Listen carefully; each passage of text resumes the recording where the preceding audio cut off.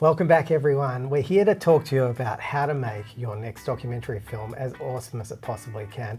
We're all filmmakers, and we just happen to be working on a documentary film together in this series and hoping that so far on your journey it's working really well.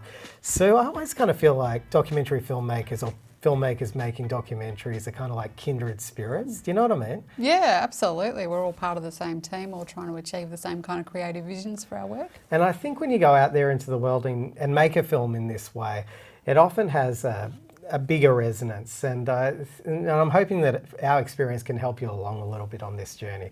So today we're in pre-production mode and we're talking about location scouting for documentary films. Yeah, location scouting is super fun and also can be really challenging. So we thought we'd sort of break down some of the key things that are really important when you're location scouting. What are the things that you're really trying to look for? Yeah, that's right. So when we're making documentaries, I often think of it in sort of two modes. One is you often need that foundation of really good interviews, and location scouting for interviews is probably a good place to start. But we'll also talk about the observational footage you'll be capturing as well. So there are different requirements for each of these different types of filming. So if we start with the interview setups, usually what we're looking for is an indoor environment, not always, but often, because it's more controlled. You can get better sound, and often you're looking for that indoor environment that has some decent natural light that we can use to supplement our lighting kit. That's right, and you're often somewhat limited in the spaces that you can choose, because if you're going out to do an interview, you might be limited to the space where the person is working. So it might be their office or it might be at their home, but there are some things you can look for even within their own home or office environment that are going to help you create a better shoot. So when we're scouting in an office, for example, a workplace or even someone's home, there's sort of those spaces that are more public. You know, they might be common areas in an office, they might be a lounge room in a home, and then there are those spaces that are more private, which might be a private office, which might be a bedroom, and they have different benefits, you know, so you need to weigh out what this person is doing for your narrative, how they're advancing the storyline, and ideally looking for a backdrop that amplifies that in some way. Sometimes the background of an interview can tell you so much about that person, their interests and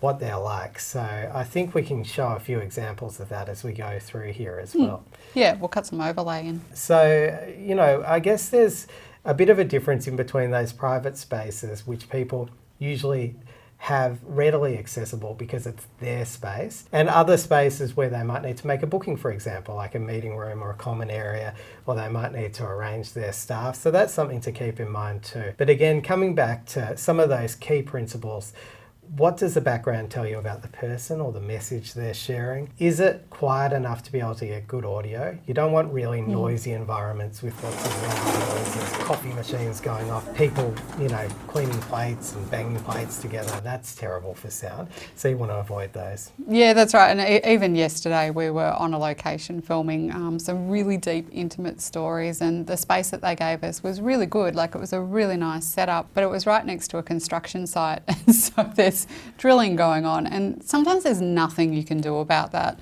But possibly if on that shoot we'd had time to go to the location ahead of the shoot, we could have identified that that might be a problem and tried to do the interviews maybe when the construction team were on a lunch break, or, you know, things like that. So the better prepared you are, the better you can plan for it. And, you know, completely accept sometimes there's nothing you can do about it and you just got to work with what you've got. But anytime you can sort of pre-look at where you're going to be filming, or even get photos, ask them to send you photos if you can't physically get there. It's an interesting balancing act we have, I think, as filmmakers who make documentaries, because you need to be really adaptable because you're dealing with real life, real situations, real stories, things that can't be anticipated. So it's going to be really important for you to be able to adapt to that, not be too fixed in your thinking, but also you want to plan it as much as you can to avoid scenarios like the one we talked about. Now, the other thing in that shoot we did yesterday was that the space was quiet quite small, you know, so you want to think about how much space you have in the room.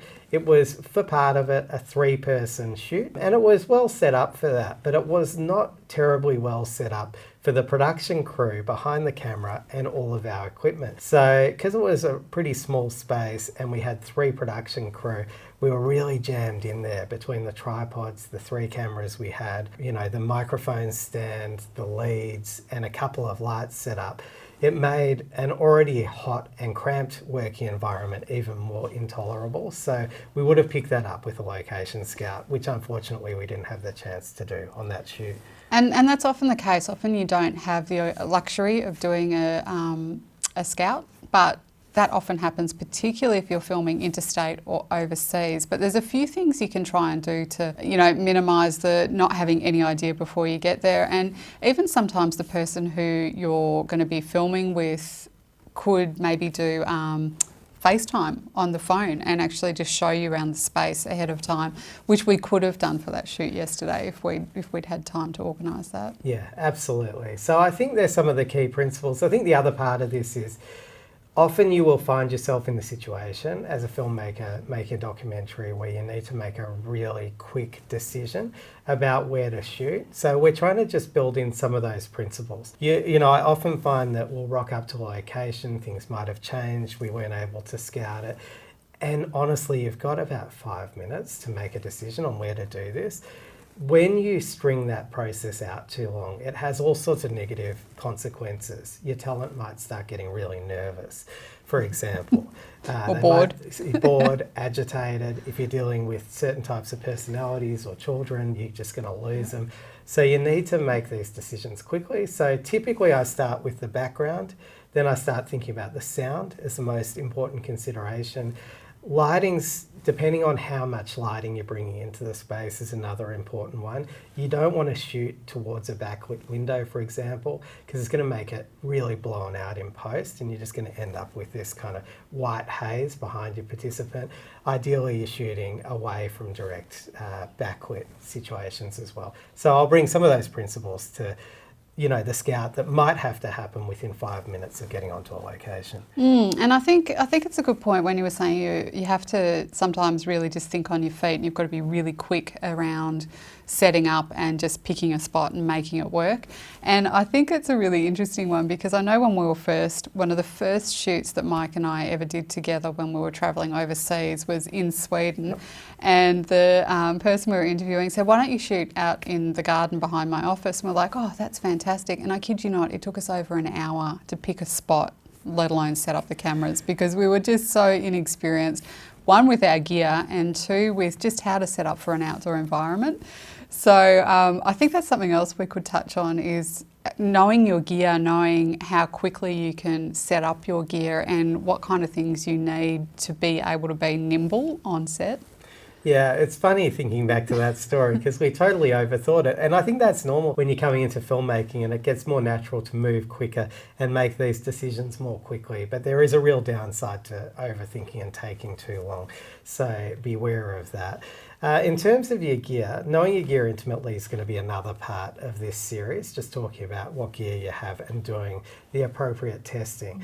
But it is absolutely critical to know how long it is going to take you to get that gear out of the cases and have it set up and ready to shoot, because you always want to let your talent know and other people who might be involved in the shoot, hey, I'm here, you got 15 minutes, I'll see you in 15 minutes, it'll all be set up, or, you know, whatever, however long it takes you to set up that. Which is also really important. Often if you're filming with really busy people, you need to tell them when you're booking the interview, it's going to take us 15 minutes when we arrive to set up, and then we'll need you for up to 45 minutes for the interview, and then we'll need 15 minutes to pack down, and then they can go, okay, so I need to allow for about an hour and a half of my day to be disrupted by this.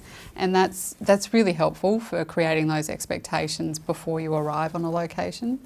All right, so the next part of this, we've talked about how to, you know, deal with the interview spaces relatively rapidly, but documentaries are always going to rely on just filming actuality, observational footage, B-roll. It's got all sorts of different names. So For me, I think I'm become much more flexible when I'm getting into these environments in terms of managing my expectations, being willing to let some of the things we talked about go in terms of potentially being in noisier environments, potentially being in more backlit spaces, because I really want to see what's happening in real time and where it would naturally happen. I do find it really helps having cameras that are more easy to move. Ideally, cameras that aren't on tripods, so like a well-stabilized camera that's handheld that you can get around the action in different ways and find that You're just coverage. saying that because you love our new camera, which is the Ronin. Yeah, the Ronin 4D. Like, what I love about that is how quick it is to set up. It's straight out of its box within 5 minutes. Anyone in our team can use it quickly. To move around a space really dynamically and get really stabilised footage that can look quite cinematic when shot well. I do favour that over to other gimbal systems where they've taken too long to set up and balance, and I'll lose too much time on a shoot. Yeah. I also favour that to tripods, which can be quite clunky and distracting for talent when you're moving them around a scene. Yep. So in terms of coverage of an observational scene, it's great to have static cameras, and I just set up as many as I can around the place that makes sense, but then get in there with something that's more flexible in terms of letting you move around the space. Now, here's the clincher though. If you're doing this observational shoot, and it's going to be a key part of the narrative, and you need to hear what people are saying, that does require a lot of pre-planning, because getting good audio in a dynamic environment with multiple people is a real skill. It's going to take multiple microphones. These people will need to have their microphones set up beforehand, or it's going to take a skilled sound operator to, get in there and move, a boom microphone around the space, or, position other microphones around the set. So that's really critical to think about. If audio is important but not critical to the scene, then you've got more flexibility there. You can just point a couple of microphones at it and get things that work well as background audio. Something else that we've also been working with a lot, particularly in recent years, is with drone footage for observational. That's been a real change in the way we've been capturing a lot of our observational material. Yeah, I think the specialist cameras can be really great. I love what drone footage and the aerial aspect can add to a scene. We recently bought a drone that has a zoom function on it, and I'm finding that's even more adaptable in terms of getting really useful and dynamic establishing shots. But the thing about drones is they typically don't capture audio because they've got the rotors going and everything like that. So they're a silent camera. So you might want to think about capturing some wild audio that might go with some of those establishing shots. Yeah, good point, good point. So I think we've covered a lot on location scouting. So really the key points are, if you have the opportunity to go to where you're going to be filming and physically see the space ahead of time, it's going to provide you with a lot of information that's going to be really useful for you to get the most out of the shoot on the day when you're there.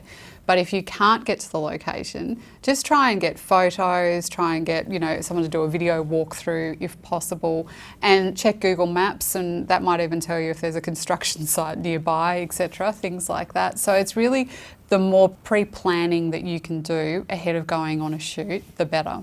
Agreed. And I think it can save you a lot of money too. So the effort that you go to do a location scout will save you a lot of time on the production. So if you're hiring crew on a day-to-day or a half-day basis, you're going to pick up a lot of time by doing this work in advance. So if you've got any questions about location scouting for documentary, please don't hesitate to reach out. You can direct message us on Instagram, Moonshine Communications Academy, or shoot us an email. All the contact details are on the Moonshine Communications Academy website. And we're going to be back next week with more on planning for your pre-production.